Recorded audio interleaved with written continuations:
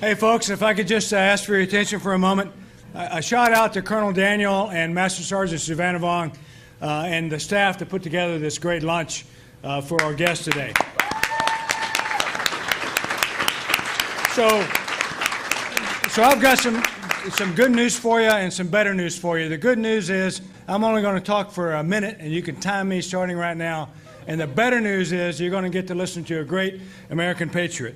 He's a patriot who deeply understands what you all do. He's a father of a Marine. He's a son of an infantry soldier who received the Purple Heart at the Bronze Star at the Battle of Pork Chop Hill during the Korean War. He's a global statesman who knows America is a Pacific nation and a Pacific leader. So he's coming to us after finishing an amazing tour of South Korea, Japan, Indonesia, and Australia. He recognizes the security challenges and economic opportunities that the Indo-Asia-Pacific region provides the United States. But most importantly, he's a leader who reveres our brave men in uniform, brave men and women in uniform, all of you, who stand in the breach for those who would do harm to America. So, ladies and gentlemen, please join me in giving a hearty welcome to the Vice President of the United States, Mike Pence.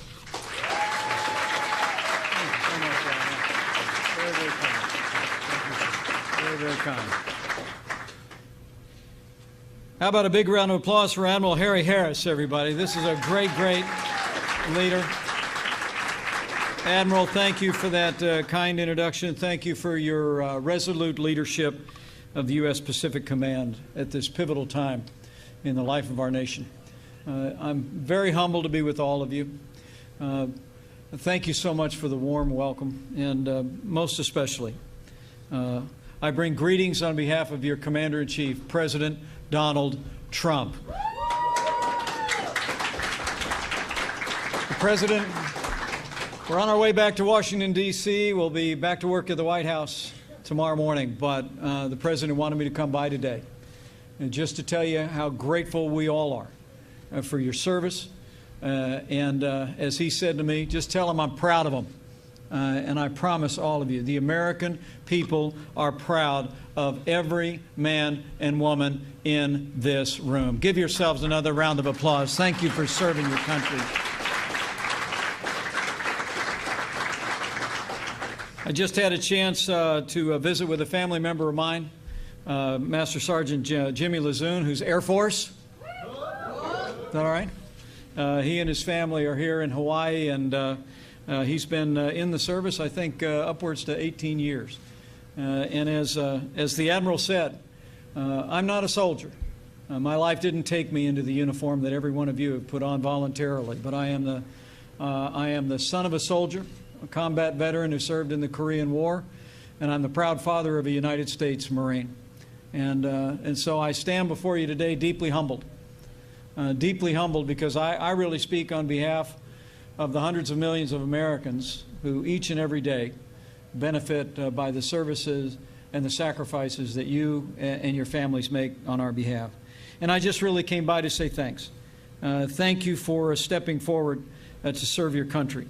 And also to assure you that in these days that lie ahead, in these uncertain times, people who serve here at U.S. Pacific Command will know that in your Commander-in-Chief, you have a president who is going to fight to rebuild our military, restore the arsenal of democracy, and we're going to give our soldiers, sailors, airmen, Marines, and Coast Guard the resources you need to accomplish your mission for the American people.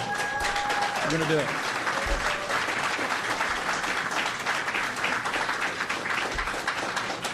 Even this week, my fellow Americans, I can tell you I'm headed back to Capitol Hill. There's a spending bill that's being considered as we speak. The President's working even in what remains of this budget year to begin to supplement our military spending. The President truly believes that the time has come for us to rebuild this military. And the budget that the President submitted, you may be glad to know, had the largest single-year increase in military spending since the days of the Reagan administration.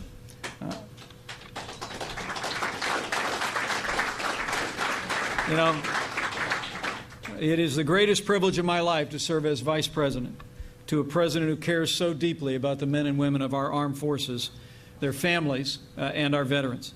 And I know in my heart, President Donald Trump is going to be the best friend the American armed forces have ever had in the White House.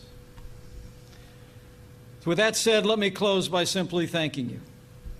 Thanking you from the bottom of my heart for being willing to step forward and volunteer to wear the uniform of the United States of America.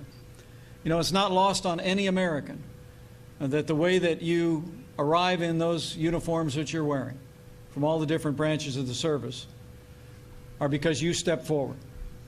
I was speaking to one young airman a little bit ago, and she told me that she just felt early on the calling to serve. And I thanked her for answering that call. And each one of you have responded to the call of your country. And I just want you to know that it is going to be to your eternal credit that here in this time in the life of our nation, you stepped forward and you said yes to America. So I'm here basically to do two things: to assure you of our thanks, the admiration and gratitude of your Commander-in-Chief, and the gratitude of the American people for the service that you render here in this place. But also I'm here to assure you of their prayers.